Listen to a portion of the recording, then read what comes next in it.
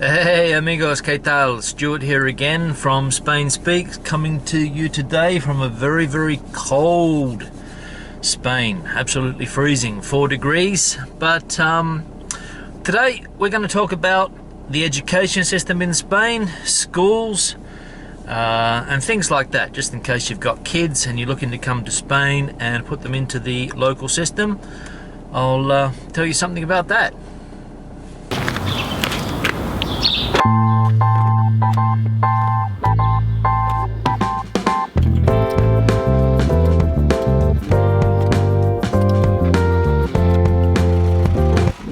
Okay, so the Spanish education system is similar to other education systems like the one where I come from. It's fairly similar in the sense that you have a primary, secondary, and then your university system. So in that sense, it's fairly similar. Kids start school more or less at the same age. Compulsory education here starts at the age of 6 and goes through until the age of 15 or 16, and then children have a choice to choose either the university path or a vocational path. My son, for example, started, well, they call it here Escuela Infantil, and that's from 3 to 6. It's not compulsory, but the majority of kids start school when they're 3. As I said, it's called Escuela Infantil, 3 to 6. And, well, they just learn the basic things, to spell their own name, very artistic. They learn to draw a lot, and they learn the basic letters and all of those things, preparing them for the compulsory schooling at the age of 6. Like I said, the majority of kids do the infantil, or pre-primary if you like. So it is a fairly popular thing amongst kids. Now, the types of schools in Spain, you have 3 types. You have the public system, public schools. You have private schools, of course. And then there's another one which is called colegios concertados. And these are privately run schools that are subsidized by the state. And I think if you had to look at it percentage-wise, I think I saw on the internet that, about 70% of kids, or 65% of kids are in the public system, 6% or 7% are in the private system, the purely private system, and the rest are in these concertados, or subsidized private schools. The concertados are normally religious-based schools,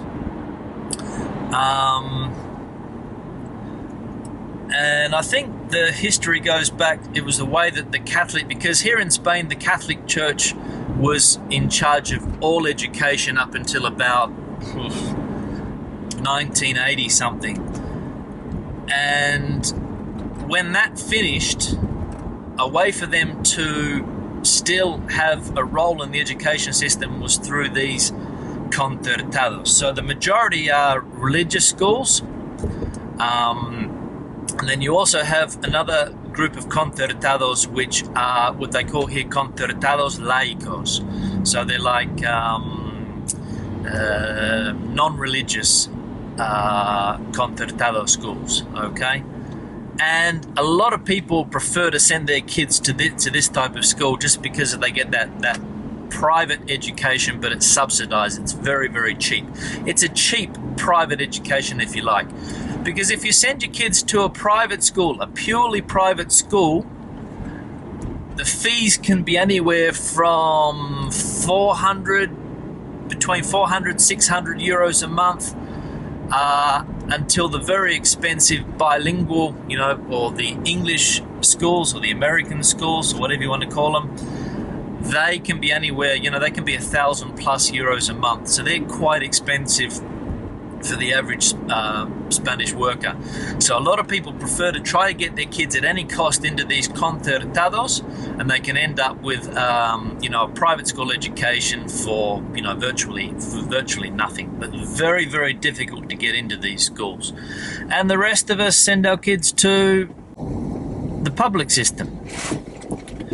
Now, education in Spain is in the hands of the regions. So there's 17 autonomous regions in Spain, and each of them controls its education. There's a ministry at national level that sort of oversees the curriculum, but the policy making as far as education is concerned is implemented by these autonomous regions, as I said. So, for example, here in the Madrid community is in charge of the education system here. Like I said, there's a state level, or like a level that oversees the sun's coming in my eyes there.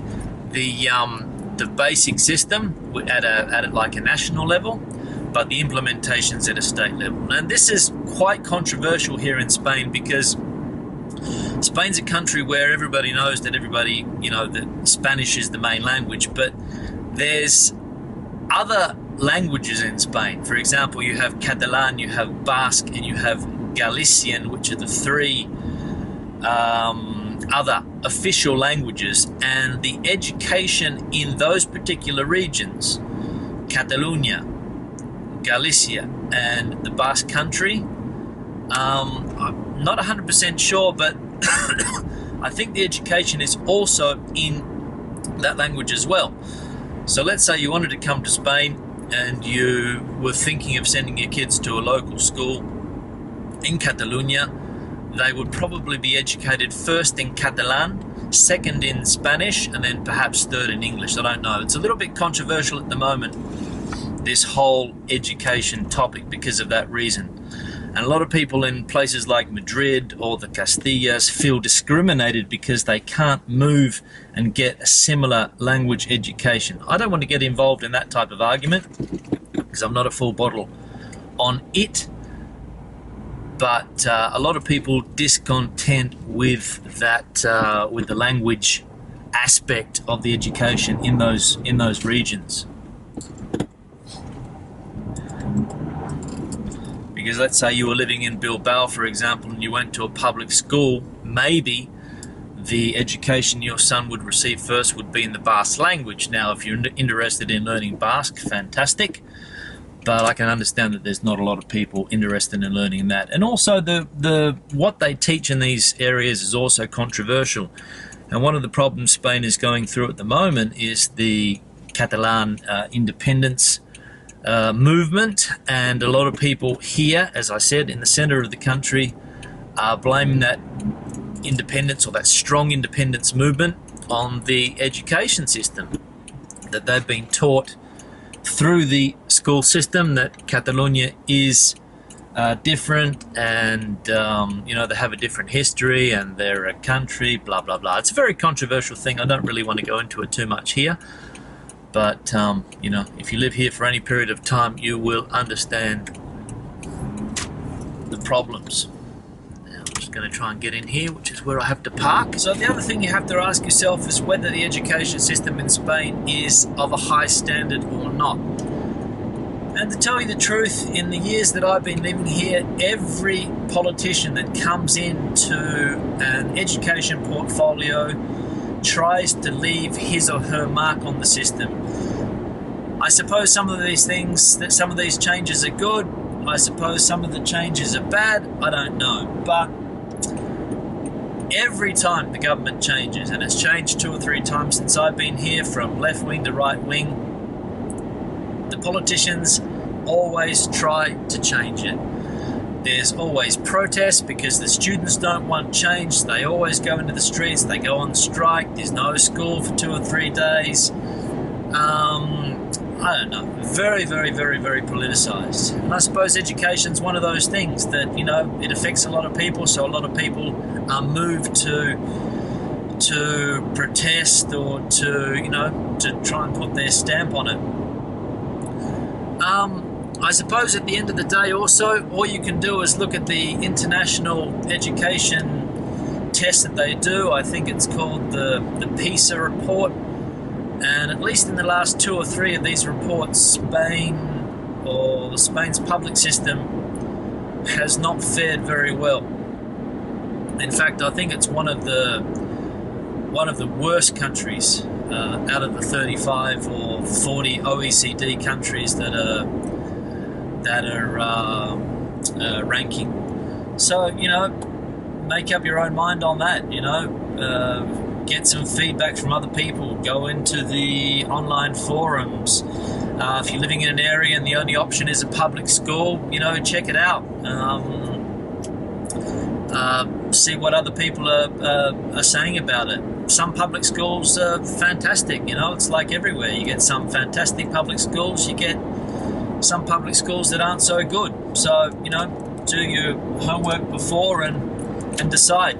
You've always got the option of the subsidized private schools, the religious option, if you want to go down that one, and the private school system, of course, which, as I said before, can be expensive, but, you know, maybe you're going to have a salary that's going to be able to cover those expenses, and you want your kids to have an international education, then, you know, perhaps the private school is going to be the best option. That's it. Are the kids going to learn English? I mean, if you're like me and you have a son who you're trying to make sure that your son speaks English as well as the local language as well. I mean, for me, it's a struggle at the moment. He's going to a normal public school. His dominant language is Spanish. I speak to him in English all the time, of course, but there's no real...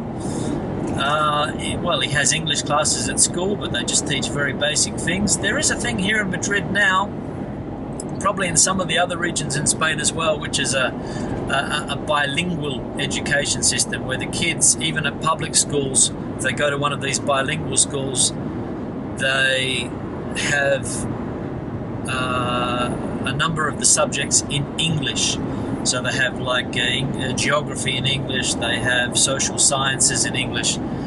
This is only quite new, so I don't know whether the kids are coming out of this system bilingual or trilingual or whatever, but, you know, again, it's also controversial. A lot of people are not in favour of this system because they're worried that the kids are not going to learn the subjects properly if they're learning them in a foreign language. So, again, controversy. Education in this country is very controversial. So, make up your own mind. You know, talk to people, talk to other people that have gone through the same situation, and try to come to an informed decision. But, you know, like I said before, education's one of those things. You go into the system and you either come out with a decent education or you come out lagging behind, and, you know, it's all part of the risk. But anyway, that's my take on education here in Spain. If you have any questions or any comments, just leave them below. And always happy to respond. So have a good day, and hasta luego.